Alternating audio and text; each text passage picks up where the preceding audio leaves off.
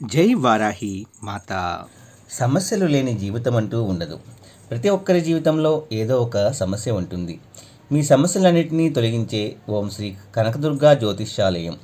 విద్యా, ఉద్యోగం, ఆర్థిక, కుటుంబ సమస్యలు, ప్రేమ, పెళ్లి సమస్యలు, వ్యాపార సమస్యలు, ఇలా ఏ సమస్యకైనా పరిష్కారము అనేది చెప్పబడును. అలాగే స్త్రీ పురుష వశీకరణము అనేది ప్రత్యేకంగా చేయబడును. లంక బిందెలు, గుప్త నిధుల గురించి కూడా చూడబడును, చెప్పబడును. Phone number 6302400814. మరియు ఏ ఇతర సమస్యలకైనా సరే శక్తి పూజలు చేసి పరిష్కారము అనేది చూపబడును. యంత్రాలు ఇవ్వబడను. మీరు ఎక్కడెక్కడో జ్యోతిష్యం చూపించుకొని నిరాశ చెంది ఉన్నారా? అయితే ఒక్కసారి గురువు గారికి కాల్ చేయండి. Phone number 6302400814. జై వారాహి మాత. Welcome to my channel. ఈరోజు మన వీడియోలో మనకి చాలా రకాలైన కోరికలు అనేవి ఉంటూ ఉంటాయండి. అవి సర్వసాధారణంగా తీరటం లేదని మనం చాలామంది చాలా రకాలుగా బాధపడుతూ ఉంటాము. అయితే అమ్మవారికి ఇష్టమైన ఈ మంగళవారం, శుక్రవారము, పంచమి, అష్టమి తిథుల్లో మనం గనక పౌర్ణమి, అమావాస్య దినాల్లో కూడా మనం ఈ విధంగా చేస్తే చాలా మంచి ఫలితాలు అనేవి వస్తాయండి.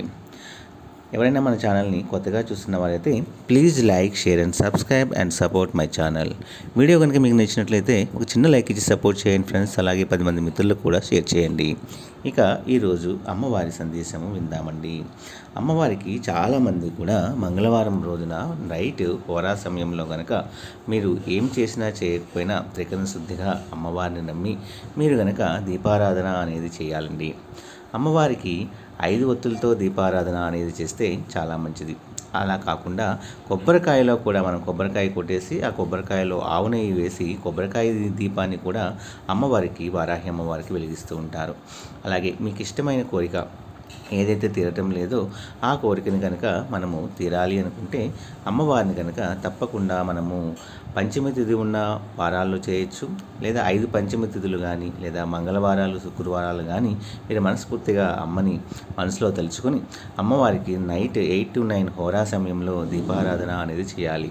అమ్మవారిని మనం రాత్రి దేవతగా మనం పిలుస్తూ ఉంటాము కాబట్టి అమ్మవారికి రాత్రి సమయంలో చేసే పూజలు అనేవి చాలా ఇష్టము. వెంటనే కూడా మన కోరికలు అనేవి తీరడానికి చాలా ఎక్కువ అవకాశాలు అనేవి ఉంటాయండి. అలాగే మీరు ఒక బుక్ కానీ పేపర్ కానీ తీసుకొని మీరు ఏం చేయాలి అంటే వజ్రఘోషము అనేది మన అందరికీ తెలిసిందే. ఆ వజ్రఘోషము అనేది ముందుగా రాసి తర్వాత మీ కోరికను రాసి మళ్ళీ వజ్రఘోషము అని రాయండి. ఇలా 21 సార్లు, 27, 55, 108 సార్లు కనుక మీరు పేపర్ మీద రాస్తూ ఉంటే ఆ కోరిక ఎంత కష్టమైనదైనా సరే, ఎంత బలీయమైనదైనా సరే, అది నెరవేరటం లేదు, చాలా కష్టము అనుకున్న పని అయినా సరే అమ్మవారి కృపతో తప్పకుండా ఆ కోరిక అనేది మీకు జరిగి తీరుతుందండి. మీరు చేయవలసిందల్లా అమ్మవారికి మంగళవారం హోరా సమయంలో, లేదా శుక్రవారం హోరా సమయంలో కానీ, లేదా పంచమి తిథుల్లో కానీ అమ్మవారికి మనం పూజిస్తూ ఈ విధంగా రాసి చూడండి. మీ కోరిక ఎలాంటిదైనా సరే తప్పకుండా తీరుతుంది.